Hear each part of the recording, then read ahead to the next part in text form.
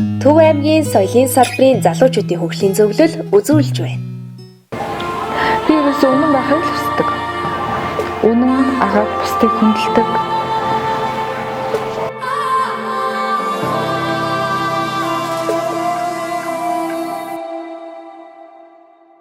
Сайн бацхан уу? Намайг Төдөв Давжин Саран Чимэг гэдэг.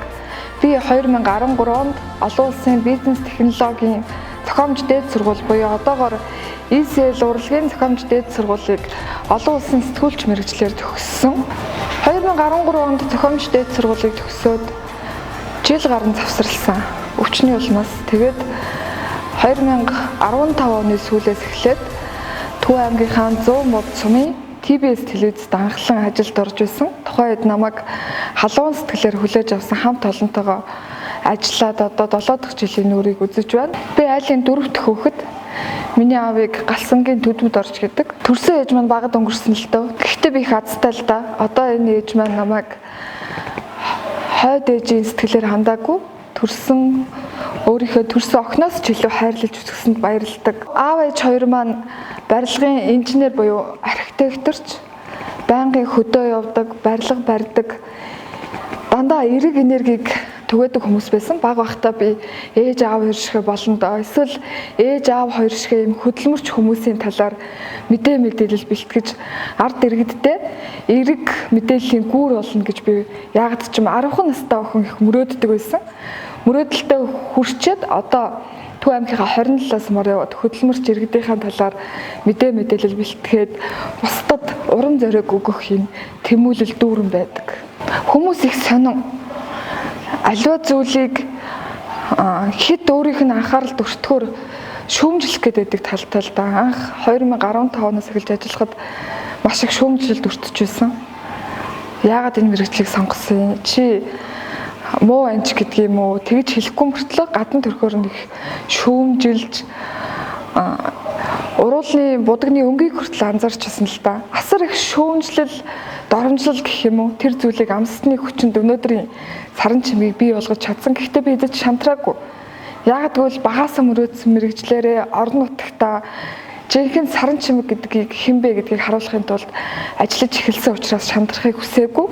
Олон бэрхшээлийг даван туулаад одоо ч ажилласаар цаашдаа ч ер нь урд тулгарж байгаа саад бэрхшээлээ даван туулаад ажилласаар байх болно. Энэ мэргэжилтэд маш их хайртай. 2020 онд Монголын сэтгүүлчдийн нэгдсэн эвлэлээс зохион байгуулсан ган үзэгтэн уралдаанд би Эрдэнэ сумын нэг хувийн музейтэй ах эгч хоёрын талаар нийтлэл нэвтрүүлэг бичээд төрүүлж ирсэн л та. Тухайн үед шалгаруулж ирсэн хандлага надад маш их таалагдсан. Нийгэмд сүүлийн үед их сөрөг мэдээлэл ихсэж байгаа. Уур бухимдалтай, таарсан, гудамд таарсан хэн бүхэн нэг лүгөө инээмсэглээд мэдлж чадхаа болсон. Энэ бүхнийг яагаад ингэж байх ёстой гэж яагаад би тэд энгийн хөдөлмөрлж байгаа хүмүүсээрээ жишээ аваад ард иргэдтэй уриалга хүсэл мөрөөдөл дээр нь дэм болж болохгүй гэдэг үднээс энэ хөө нэвтрүүлгээ бэлдээд 20 оны шилдэг сэтгүүлч болсондоо маш их баярлалдаг.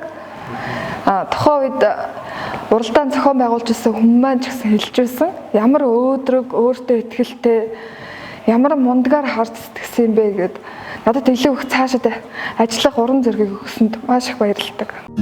Хамтрагч Юна Йога. Дурсамж бол олон байдаг л да. Хамгийн сүүлд Эрдэнэ сумын одоо 90 насыг хүрч явал одоо гуйганд очиж сурвалжлах хийжсэн. 4 газрыг ойжуулаад яг л нэг юм өөрийнхөө хүслийн төглийг байгуулсан байсан л та. Тэрэн дундаас жилдээ бараг л энэ Төв аймгийн ард иргэдийн цэцэргний хэрэгцээг хангахаар тийм ургац хураа авдаг.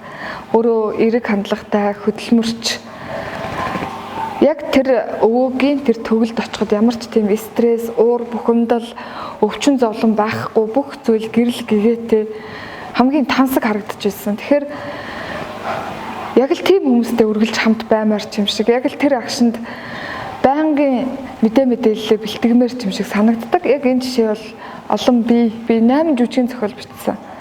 Үүнээс 3-ын тайзны амьдруулж чадсан. Харуулсал жүжигээ бол 2018 онд бичээд улсын хэмжээнд 45 зохиолчоос 5 дугаар байранд шалгарч байсан. Миний хувьд хамгийн хайртай зохиол маань гэж болно. Дараагаар нь 2020 онд Төв аймгийн Монгол Турхтан театрт ханыхаа найруулгаар жүжигээ амьлуулж чадсандаа баярлалдаг.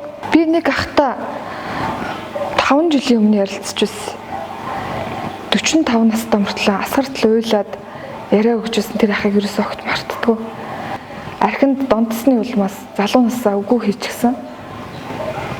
Эхнэр хүүхдээ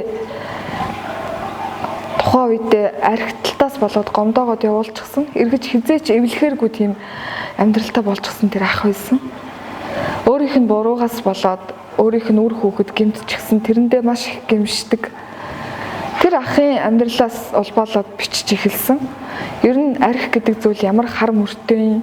Ер нь худал хуурмгаар дүүрэн амьдрал хүнийг яаж өөр тийш нэрвүүлж болдгийг гэмт хэрэг болон бодит үнний яг тэр зааг дээрх ертөнц ямар байдгийг харуулах гээд энэхүү зохиолоо бичсэн. Мөн их хүр тэр тусмаа аав хүүгийн нандин холбоог үзүүлэхийг зорж энэхүү зохиолоо бичсэн.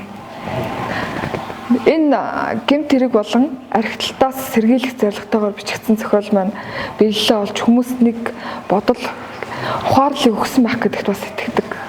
Цаашдаа бас энэхүү зохиолоо кино зохиол болгоод дэлгэцнээ мөхөлхийг мөрөөдөж явна да одоо.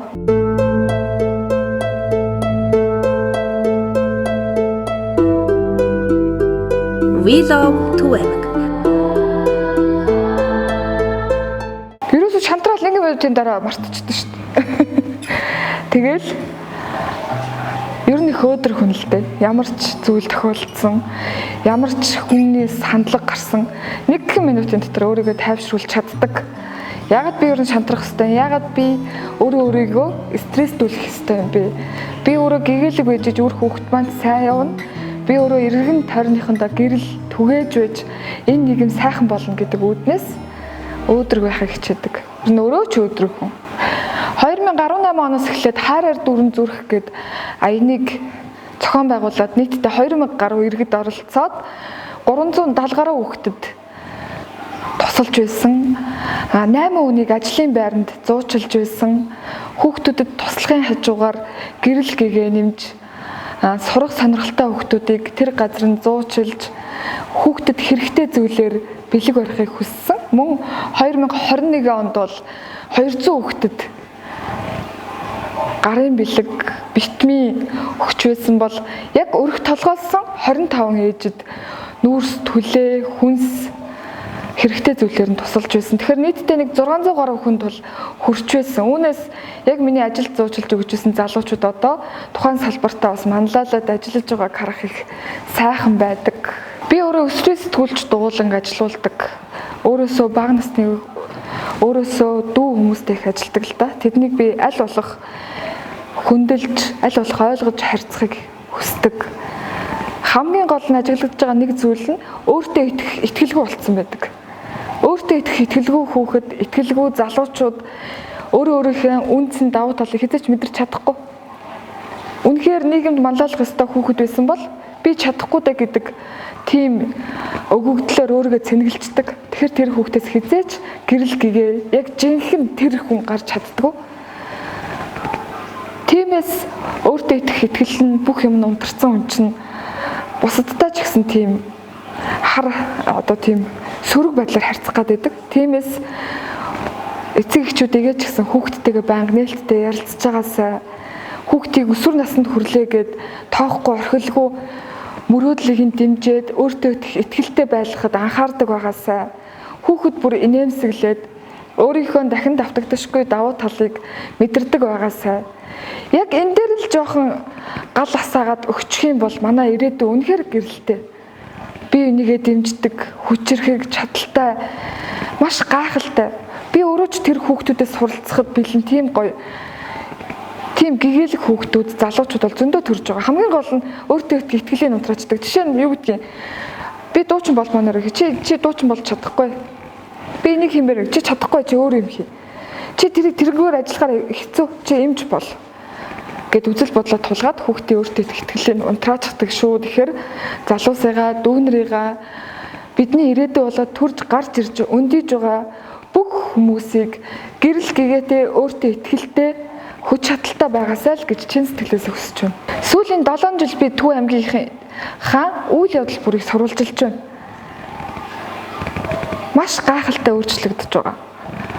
Тэр тусмаа бүтээн байгуулалтад оруулж байгаа хөрөнгө оруулалтууд эд хүчээ аваад өөрчлөгдөж байгаа.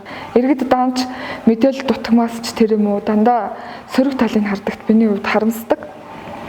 Төв аймаг маань хөгжиж байгаа мөн Төв аймгийн их иргэд маш тийм хөдөлмөрч сумдаар явж байхад бүр ямар их хөдөлмөрч гэж бүр цаанаасаа нэг инээмсэглээд ирч хүч тодорсон хүнд сайн сайхныг түгээдэг хүмүүс олон байдаг. Би ойролцоогоор 2000 гаруй хүмүүсийн талаар сурвалжлага бэлдсэн байна лээ.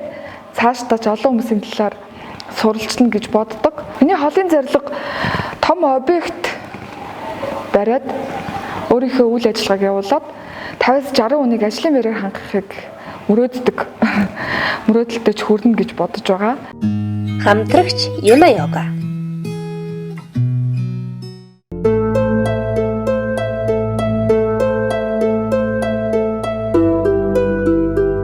We love Төв аймаг.